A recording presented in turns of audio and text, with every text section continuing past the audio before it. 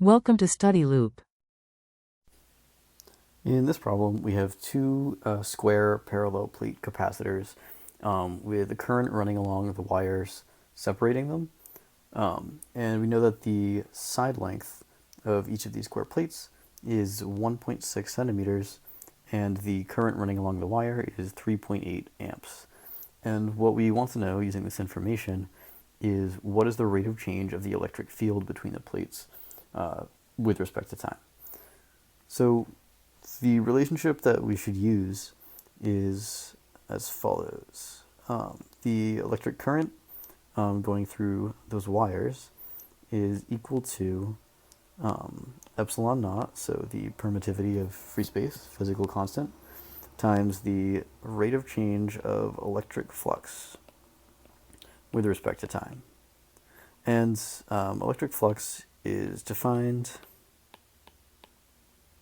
as the electric field strength times the area of the plate.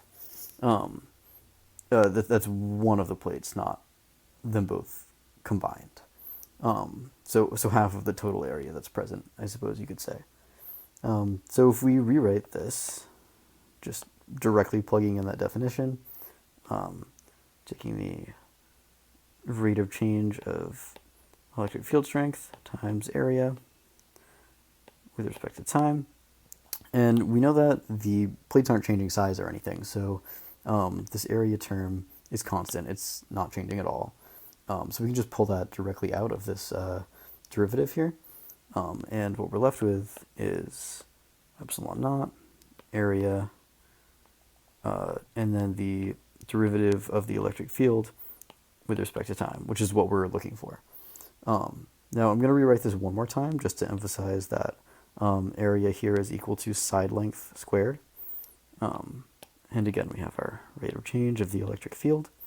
And now I'm just going to rewrite this equation to isolate for our solution, our rate of change of the electric field. And it's equal to the current divided by epsilon naught times side length squared. And we know what our current is, we know what this physical constant is, and we know what our side length is. So we can plug all of these things in and get an answer pretty quickly here. So we've got 3.8 amps for our current,